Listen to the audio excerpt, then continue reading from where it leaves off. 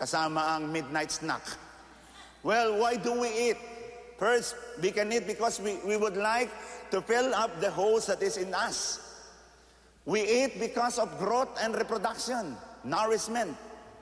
But as man, we see meaning, we celebrate light. We see signs.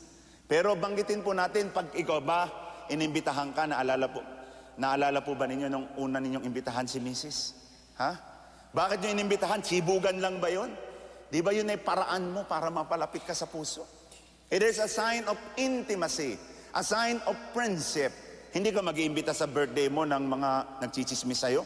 Ha? Lalagyan mo ng lason, siguro, yung pagkain. Pero because the meal symbolizes intimacy and friendship.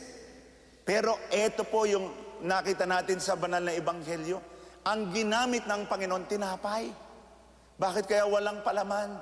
Sabi ni Mami Junisa, bakit walang pulutan?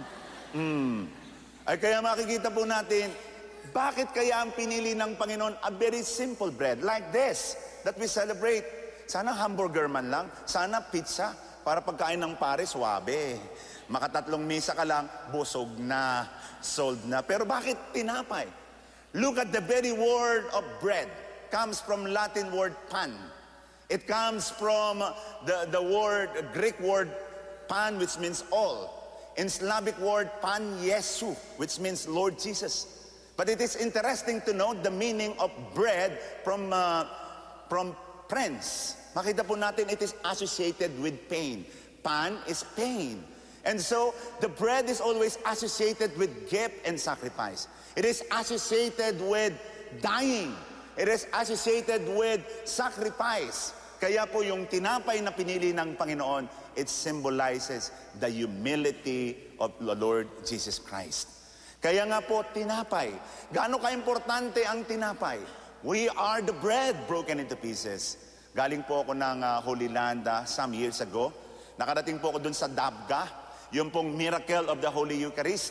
At nakita ko po doon, sabi ko, bakit? Tinanong ko yung tourist guide, sabi ko, bakit 4 na lang yung tinapay? Di ba 5 yun? Kinain mo ba? Sabi sa akin ng tourist, hindi, Father, the 5th bread is in you. You are the 5th bread. Ikaw ang tinapay ng buhay. Tita Cory is not just a symbol of democracy. It's a symbol of the Eucharist. Bread broken into pieces. Bread that is chosen. Bread that is broken. Bread that is distributed. We must be also bread. Tinapay po tayo. Anumang uri ng tinapay, kung ikaw ay medyo sensitive, mamun ka. Kapag ikaw ay medyo matigas, mamun tostado. Kapag ikaw ay medyo maputi, ikaw ay tasting maputi. Kapag ikaw ay medyo matigas, para kang katulad ng tinapay namin sa Quezon, pinagong na matigas. But whatever kind of bread that you are, you need to be broken. You need to be sacrificed.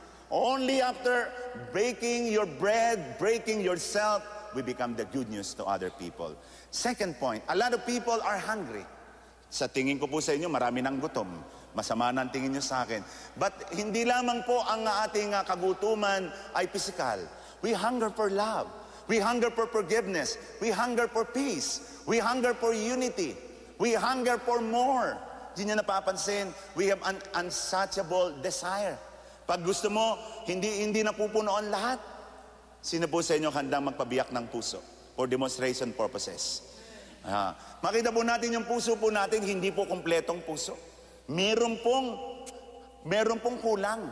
The other half is in us and the other half is in heaven. Kaya naman, we're longing for more. We're asking for more.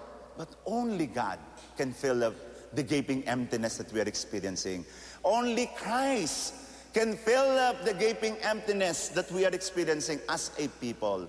You may have to experience pain, suffering, problems, but so long as God is with you, we will not be hungry anymore. Hindi na tayo magugutom because the Lord will provide us all these things because only Christ can do that. Amen?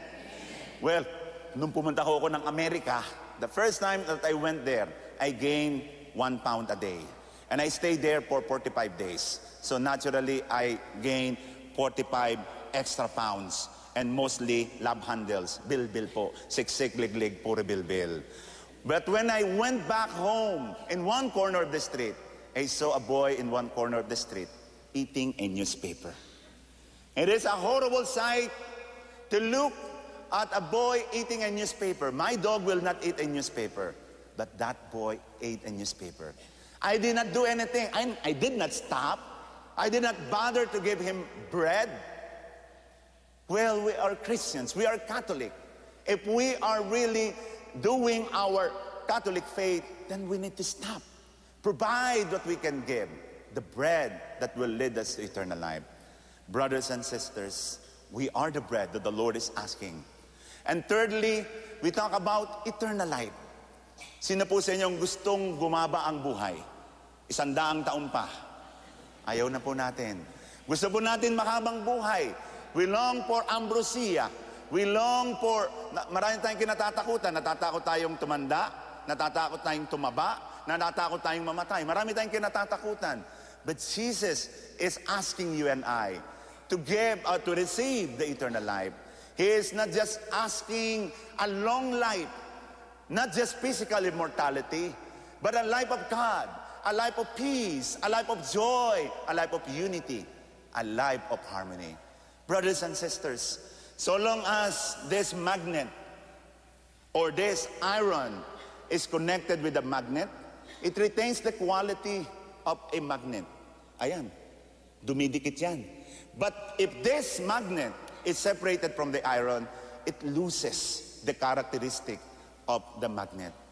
So long as we are connected with Christ, we cannot experience life that is full, abundant. Wala na po tayong hahanapin pa pag natagpuan natin ang Panginoong Diyos. Gutom ka pa rin ba, Mamang Pulis? Gutom pa rin po ba kayo? Ang Panginoon ang magbibigay sa atin ng tinapay ng buhay. Amen.